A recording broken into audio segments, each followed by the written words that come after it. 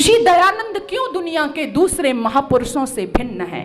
ऋषि दयानंद का जब बोलबाला हुआ, लोगों पर जादू छाने लगा उनकी बातों पर, जब उनका प्रचार प्रसार समाज में बढ़ने लगा, हलचल मचा दी, चाहे काशी के अंदर हो, चाहे पौगा पंडित हो, सबको लगने लगा हमारी रोजी रोटी बंद करके जाएगा ये तो जब आपको पता होगा ना, जब हम व्यक्ति को किसी तरह से नहीं हरा पाते तो इस दुनिया के लोगों की ये आदत है, उसको चारित्रिक रूप से बदनाम करना शुरू कर देते हैं जब हम कहीं भी कुछ नहीं कर पाते।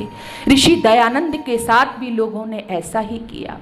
एक षड्यंत्र किया कुछ लोगों ने और एक वैश्या के पास में गए, जाकर के कहा उस वैश्या से कि तुझे अपार धन दौलत देंगे, बस तुझको एक काम करना है। कौन सा काम था वो? वैश्या ने कहा, बस बताया कुछ लोगों ने कि आपको बस एक साधु है उसके पास में जाकर के बस आवाज लगा देनी है, चिल्लाना है कि ये मेरे को गलत हरकत करने की कोशिश कर रहा है। वैश्या तैयार हो गई। ऋषि दयानंद समाधिस्थ हैं, बैठे हुए हैं गंगा के किनारे पर।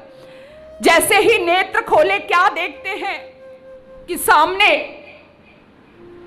जो वैश्या गई थी सज धज करके वो बैठी हुई है। जैसे ही नेत्र खोले समाधि टूटी। अचानक से एक देवी को पास में बैठा, आगे बैठा हुआ पाया, मुंह से निकलता है, मां कहो कैसे तुम यहां इतनी रात्रि में क्यों बैठी हुई हो? ओह देवियों सज्जनों, ऋषि दयानंद के मुंह से जैसे ही मां निकला, वह वैश्या तो किसी और काम के लिए आई थी लेकिन अपना कार्य अपना प्रयोजन भूल गई। जैसे ही मां सुना तो फूट फूट करके रोने लगी वो वैश्या और कहती है, हे बाबा, मैंने आज तक अपने लिए मां शब्द किसी से नहीं सुना है। लोग तो मेरे शारीरिक आकर्षण के लिए मेरे पास आते हैं, मेरा इतना समय व्यतीत हो गया लेकिन मैंने मां शब्द आज तक नहीं सुना।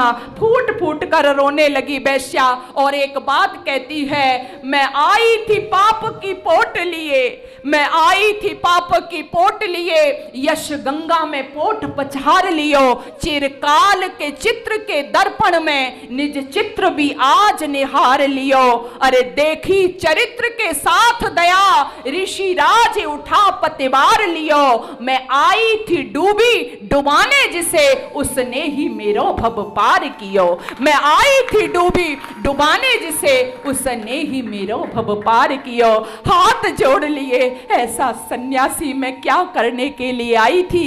ये चारित्रिक विशेषता ऋषि दयानंद के जीवन में जो उन्हें दूसरे लोगों से अलग बनाती थी।